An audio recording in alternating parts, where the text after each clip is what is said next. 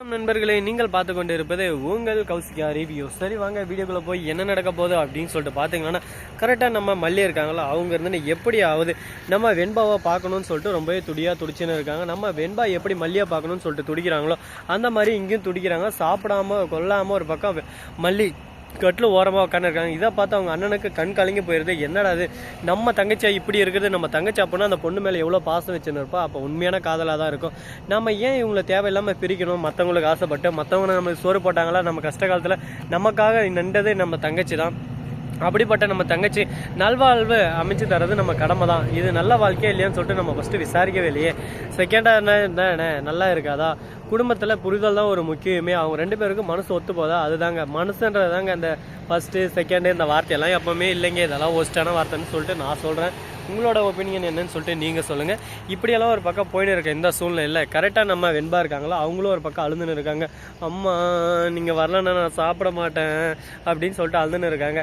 நம்ம தலைவனுக்கு என்ன பண்ணுறது ஏது பண்ணுறதுன்னு ஒன்றுமே புரியல. குழப்பத்தில் குழம்பி போயிட்டு இருக்காரு. இதுக்கு மேலே என்னடா பண்ணுறது? நம்ம பொண்ணு ஒரு பக்கம் அழுறா, வேறு வழியே இல்லை, போயிட்டு பேசாமல் அவள் காலில் விழுந்து கூப்பிட்டு வந்துடலாமா அப்படின்னு சொல்லிட்டு ஒரு பக்கம் யோசிக்கிறாங்க. வெக்கத்தை விட்டு கூப்பிடவும் முடியாது. கூப்பிட்றதுனால எந்த ஒரு தயக்கமும் எனக்கு இல்லை. ஆனால் இருந்தாலும் அவங்க அண்ணன் எப்படி அனுப்புவார்? ஆல்ரெடி அவங்க வீட்டில் பிரச்சனையாக இருக்குது. நம்மளால் இந்த விஷயத்தை தெரிஞ்சதுலேருந்து நம்ம போய் அவகிட்ட மன்னிப்பும் கேட்கல, அவள் அந்த பிரச்சனையை சால்வ் பண்ணி வைக்கல. அப்படிப்பட்ட ஈனங்கெட்ட பெருவியாக இருப்போமே. நம்மளோட தேவைக்கு மட்டும் அவளை யூஸ் பண்ணின்னு நம்ம தேவை முடிஞ்சுதான் அவளை தூக்கி போட்டோம்லே. இதெல்லாம் ரொம்பவே அநாகரியம். இந்த பொழப்புக்கு நம்ம பொழைக்காமே இருக்கலாமே அப்படி இப்படின்னு சொல்லிட்டு சொந்து பொண்ணு ஒரு பக்கம் ஃபீல் பண்ணுறாளேன்னு சொல்லிட்டு பொண்ணுக்காக எதனா பண்ணணும்னு சொல்லிட்டு ஒரு பக்கம் தோணுது.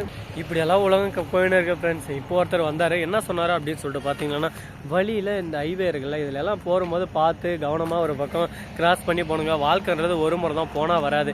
யாரோ ஒரு நண்பர் அந்த வழியில் கிராஸ் பண்ணியிருக்காரு. அப்போ அடிச்சடி ஸ்பாட் அவுட் ஆகிட்டு இருக்காங்க. இந்த மாதிரி நிறைய கஷ்டமான வார்த்தைகளெல்லாம் கேட்கும்போது மனசு கஷ்டமாக இருக்கும். ஒரு பக்கம் பயமும் நம்மளுக்கும் கூடும்.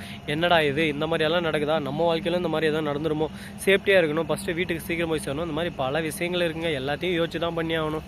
நம்ம யோசிக்காமல் பண்ணுற ஒரு சில விஷயம் வாழ்க்கையில் எவ்வளோ பெரிய மாற்றத்தை மாற்றம்னு சொல்லிட்டு இது ஒரு உதாரணமாக இருக்கட்டும். சரி, இப்படியெல்லாம் ஒரு பக்கம் போயின்னு இருக்க. மறுபக்கம் என்ன நடக்குதுன்னு சொல்லிட்டு பார்த்தீங்கன்னா, கரெக்டாக நம்ம 5 மல்லி இருக்காங்கல்ல, அவங்க என்ன பண்ணுறாங்க அப்படின்னு சொல்லிட்டு பார்த்தீங்கன்னா, போயிட்டு வெண்பா குட்டி கூட இணைஞ்சிடுறாங்க. வெண்பா குட்டி கிட்ட பேசுகிறாங்க. இந்த பாரு வெண்பா, நான் பண்ணது எல்லாமே தப்பு தான். இதுக்கு மேலே அந்த தப்பை நான் உணர்ந்துட்டேன். இதுக்கு மேலே என்னை நீ தண்டிக்காத அப்படி இப்படின்னு சொல்லிட்டு மல்லிகை போய் வெண்பா கிட்ட கேட்குறாங்க. வெண்பா இருந்து, நீங்கள் எல்லாமே என்னால் இருக்க முடியாதம்மா, தெரியாமல் ஒரு வார்த்தை நீங்கள் வேணான்னு சொன்னேன், அதுக்காக நீங்கள் என்னை விட்டுட்டே போயிட்டீங்களே, இது நியாயமா? இது மோசம், நீங்கள் ரொம்ப மோசம் அப்படின்னு சொல்லிட்டு அழ ஆரம்பிச்சிடறாங்க. நான் எங்கப்போ உன்னை விட்டு போனேன், காலம் நேரம் சூழ்நிலை மாற்றம் எல்லாமே உன்னை விட்டு பிரிய வச்சிருச்சு, என்னை மன்னிச்சிரு, நான் உன்னை விட்டு போய்க்கூடாதான் அப்படின்னு சொல்லிட்டு அதையும் ஒரு பக்கம் எக்ஸ்பிளைன் பண்ணிருக்காங்க. சரி, எல்லாமே ஒரு பக்கம் முடிஞ்சு போச்சு. அடுத்து என்ன நடக்கும் அப்படின்னு சொல்லிட்டு அதை தான் நம்ம பார்க்கணும். வாழ்க்கையில் அடுத்தடுத்து பார்த்துருமா தான் நம்ம வாழ்க்கையில் முன்னேற முடியும். அதை விட்டு ஒரே விஷயத்தை யோசிச்சிருந்தோம்னா எப்போவுமே முன்னேற முடியாதுங்க. இதுதான் இப்போதைக்கு வாழ்க்கை என் தத்துவம். ஸோ நண்பர்களே, இந்த வீடியோ பிடிச்சிருந்தா லைக் பண்ணுங்கள், கமெண்ட் பண்ணுங்கள், ஷேர் பண்ணுங்கள், டிங் பெல்லை தட்டி விட்டு போங்க. அப்போ தான் நான் போகிற அடுத்தடுத்த வீடியோ உங்களுக்கு உடனுக்குடன் நோட்டிஃபிகேஷன் வந்து கொண்டே இருக்கும். மிக்க நன்றி. தேங்க்ஸ் ஃபார் வாட்சிங். Tata, see you. நன்றி, வணக்கம், வந்தனம், வருக தருக. நான் எல்லாம் பண்ண வேண்டாம் பார்த்தீங்களா? உங்களுக்காக ஃப்ரெண்ட்ஸ், எல்லாம் உங்களுக்காக.